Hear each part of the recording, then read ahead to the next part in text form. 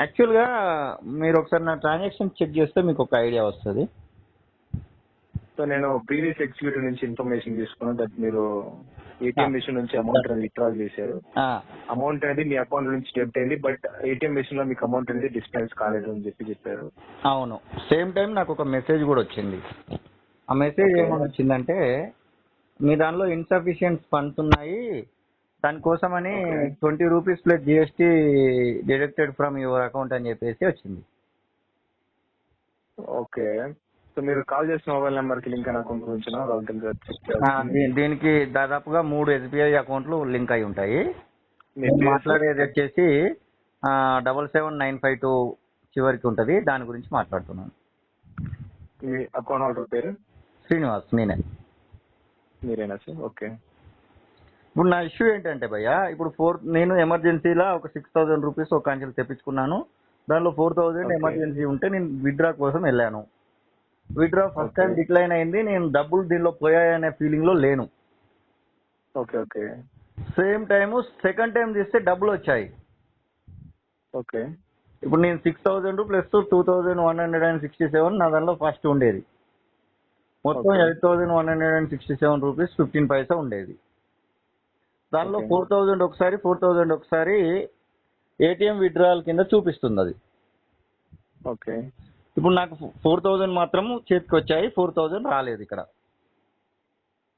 Sir transactions అనేది నేను check చేశాను. మీకు 8167.15 పైసా అనేది లాస్ట్ ఉన్నాయి 6000 వెయిట్ అయిన తర్వాత.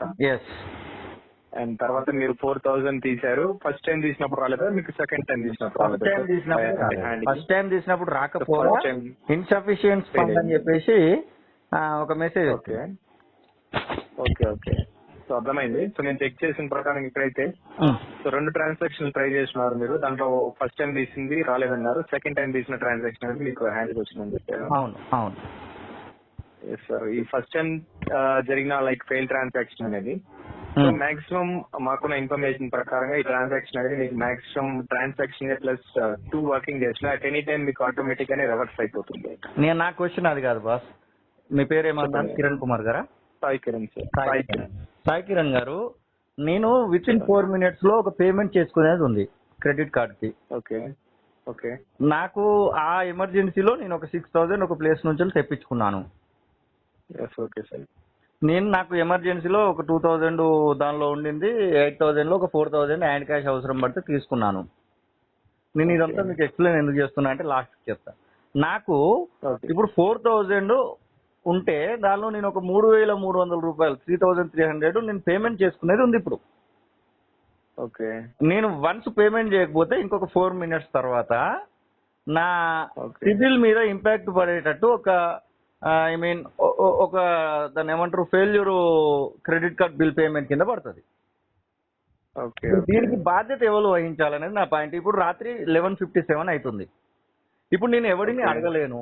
సేమ్ టైము నాకున్న ఆల్టర్నేటివ్స్ అన్ని క్లోజ్ లో ఉన్నాయి. మీరు ఒకసారి అబ్జర్వ్ చేస్తే నేను 6000 వేసిన 6000 క్రెడిట్ కును మిగిలిన 4000 2 సార్లకి ఎంత టైం డిస్టెన్స్ ఉందో చూడండి. జస్ట్ 1-2 minutes లోనే ఉంటుంది.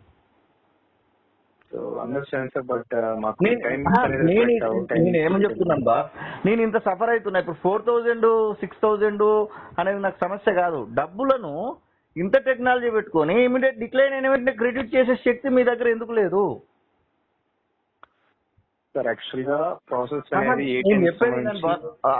అన్నా మీరు ఎవరో నేను చెప్పేది ఒకటే అన్నా.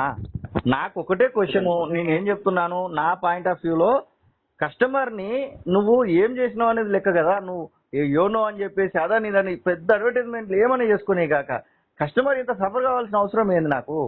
నేను ఇదే ప్లేస్ లో ఒక 40,000 తీస్తా, 40,000 డిక్లైన్ అవుతాయి. నేను ఎమర్జెన్సీలో 40,000 హాస్పిటల్లో పేమెంట్ చేయాలి. ఎట్లా నా పరిస్థితి ఏంది? నేను ఎక్కడ పోను? నువ్వు 2 రోజులు చెప్తున్నావు. 2 రోజుల కోసం నేను ఎవరిని కాలు పట్టుకుంటాను? 4,000 అనేది ఇక్కడ సమస్య కాదు. 40,000 పోతే ఇట్లనే. నాకు బిఫోర్ ఒకసారి ఇట్లనే జరిగింది. అప్పుడు 26,000 అనుకుంటా.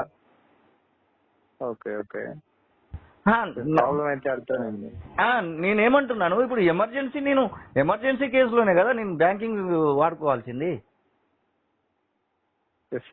నేను ఈ రాత్రి 12 గంటలకు మీకోసం నేను దగ్గర దగ్గర 10:55 నుంచి వెళ్ళి ట్రై చేస్తే ఇప్పుడు నాకు కాల్ కనెక్ట్ అయింది. కనెక్ట్ అయ్యి కూడా దగ్గర దగ్గర 25 మినిట్స్.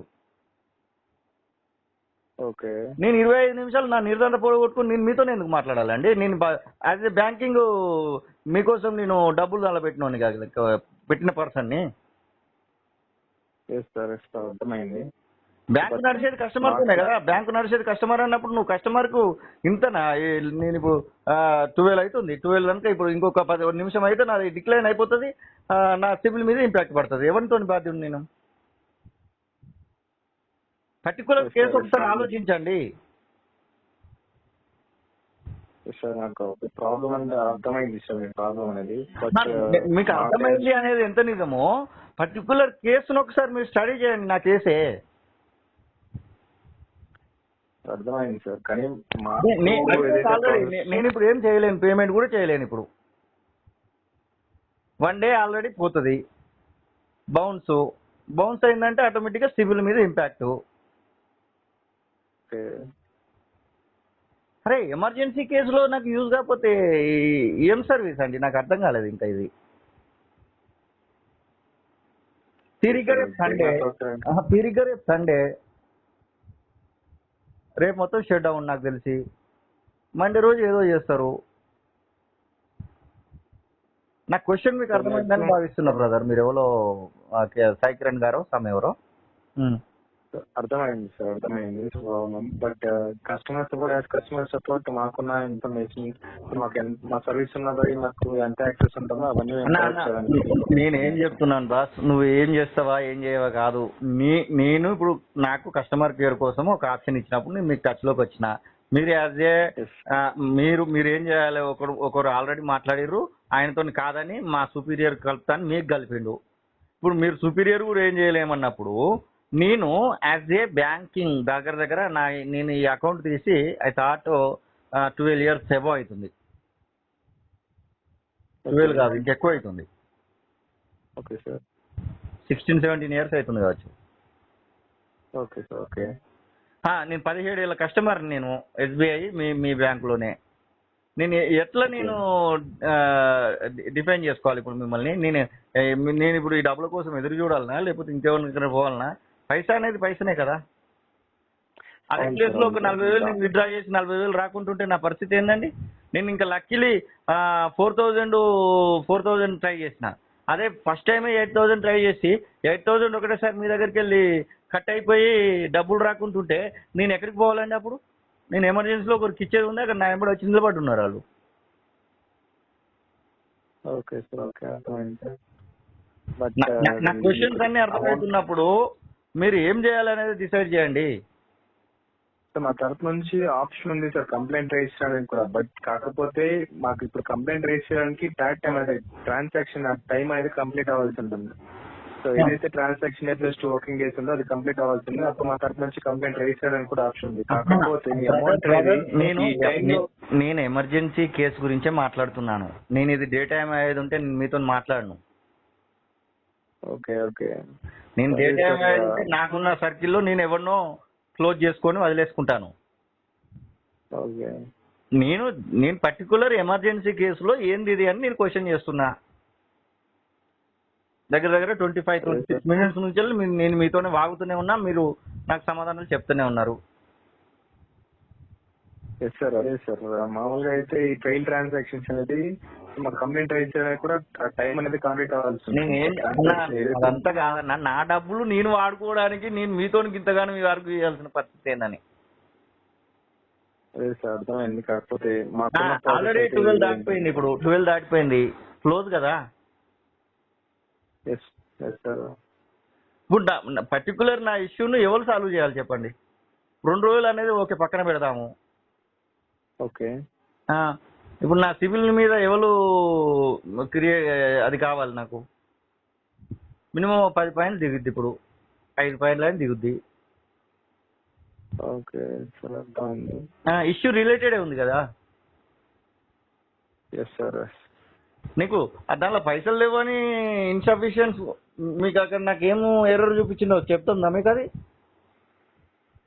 నాకు లేదు వచ్చిన ఎర్రర్ సార్, ఏంటి? చెక్ చేయడానికి కాదు. Dear customer transaction dated 11 July 2026 22:48:30 కు through card ending 9866 has been declined due to insufficient fund. Insufficient fund అన్నోడివి 4,000 ఎక్కడ ఎందుకు కట్ చేసుకున్నావు? Okay okay. ప్లస్ ఇంకేం అదే పెట్టిండు? technical issue. ₹20 plus GST shall be deducted from your account అట. మీ account నుంచి అలాగే ఏం చార్జెస్ అయితే కట్టలేదు. నేను ఏం మీకు చెప్తున్నా, ఎక్కువైన- ₹20 జిఎస్టీ కట్ చేసుకున్న సంతోషమే నాకు. నాకు ఆ 3,500 Okay. 3,800 అని మిగిలేటి. Yes, ఓకే ఓకే సార్, అర్థమైంది. ఇక్కడ డబ్బులు 3,800 4,000 కాదు. ఆ ప్లేస్ లో డబ్బులు ఎక్కువ నేను ఒకటేసారి 8,000 కట్ చేస్తే 8,000 పే అయితే ఏమో కదా. ఓకే సేమ్ ఇదే మీకు చేయొచ్చు.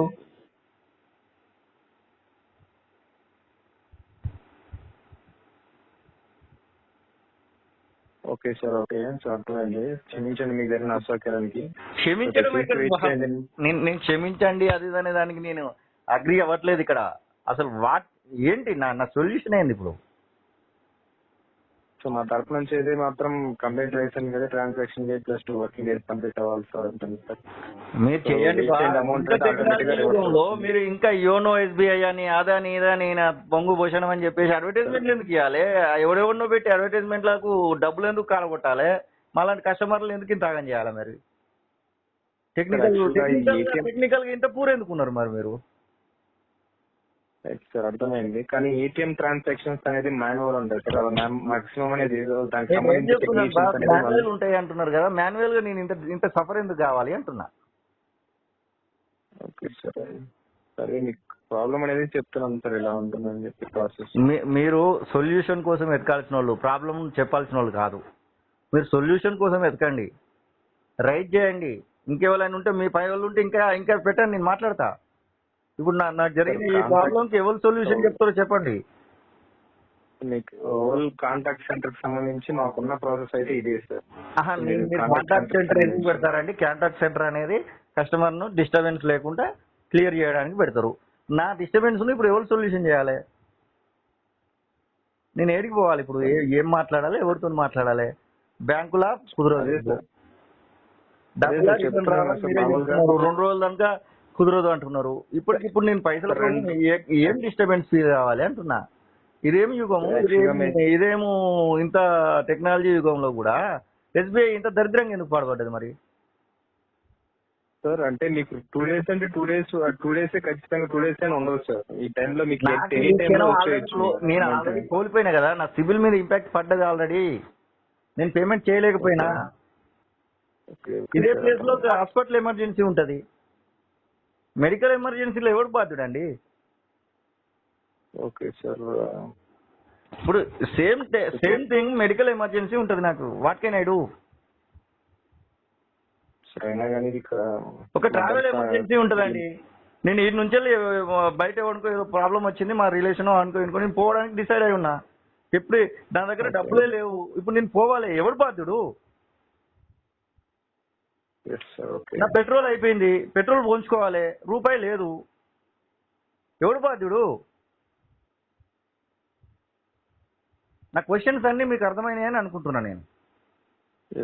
అర్థమైంది. పొల్యూషన్ కూడా చెప్తున్నాం సార్, అదే సార్ మాక్సిమం మీకు అమౌంట్. నేను చెప్పేది ఏంటంటే, నాకు ఈ క్షణం గురించి అడుగుతున్నా నేను, రేపటి గురించి ఎవడు అడుగుతున్నాడు? నేను సిపిఆర్ పొజిషన్ లో ఉన్నా ఇప్పుడు నేను.